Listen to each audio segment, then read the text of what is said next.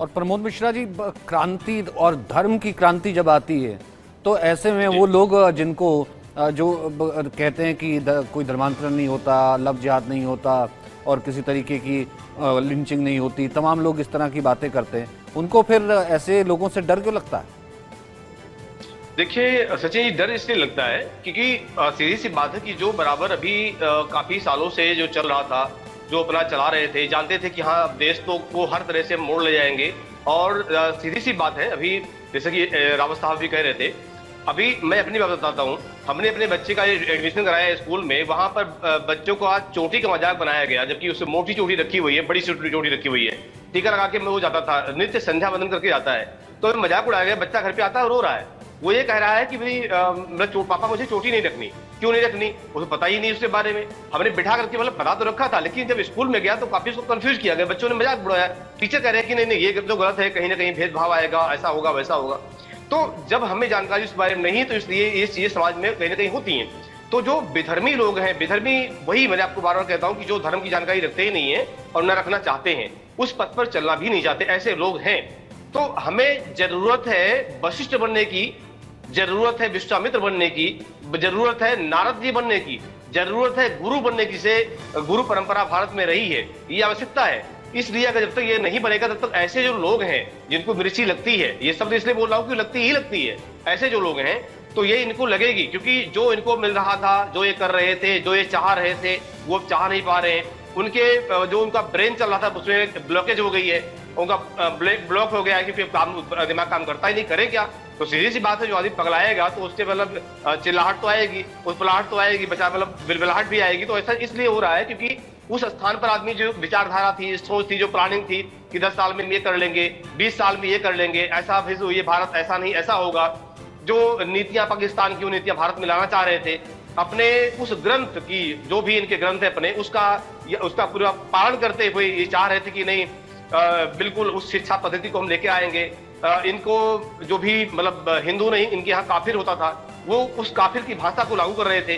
तो अब जो है बिलबिलाहट इसलिए सचिन जी हो रही कि वो अपना कर नहीं पा रहे हैं। हमारे यहाँ जागृति हो रही है, जैसे अभी धीरेन्द्र शास्त्री जी आ रहे हैं, काफी और ऐसे संत महात्मा लोग हैं जो बराबर इस पर काम कर रहे हैं, बराबर काम कर रहे हैं, और वो काम आगे इस तरह से कर रहे हैं कि आगे धर्म को बच्चों को सिखाना, उनको जानकारी देना, ज्ञान देना। और आपके चैनल के माध्यम से, इंडिया न्यूज के माध्यम से मैं भी कहना चाहता हूं कि हमारे जो सनातन धर्म के अनुयायी हैं, इनको मानने वाले हैं और जो इस धर्म का पालन करने वाले लोग हैं, इन लोगों को भी अपने धर्म की शिक्षा, धर्म क्या होता है, अध्यात्म क्या होता है, भारत की संस्कृति क्या है, सनातन की संस्कृति सभ्यता क्या है, इसका ज्ञान उनको भी होना चाहिए और अपनी आने वाली पीढ़ी को, अपने बच्चों को भी सिखाना चाहिए। क्योंकि धर्म एव हतो हंति, धर्मो रक्षित रक्षिता। अगर हम धर्म की रक्षा नहीं करेंगे या नहीं कर पा रहे हैं तो आने वाले भविष्य में कहीं ना कहीं दिक्कत होगी। इसलिए जरूरी है कि धर्म को मानना, जानना, समझना, अपने जीवन में उतारना। और मानना ही नहीं, हम सुंदरकांड पढ़ते हैं तो सुंदरकांड के चौपाइयों का, दोहों को भी जानना भी चाहिए। हम राम की पूजा करते हैं तो राम को ही नहीं मानना, उनके आचार विचारों को भी मानना। धनुष बाण, राम धनुष बाण भी रखते हैं। दुर्गा की पूजा करते हैं, दुर्गा माता भी तलवार भी रखती हैं, चक्र भी रखती हैं। नारायण की पूजा करते हैं तो नारायण चक्र भी रखते हैं। तो कहने का मतलब उन देवी देवता को पूजा करना, उनके शास्त्रों का पालन करना, पढ़ना, समझना, उनके बताए रास्ते में चलना भी बहुत जरूरी है। उसको पढ़ना ही जरूरी नहीं है, उसको उसके अर्थ को समझना भी जरूरी है।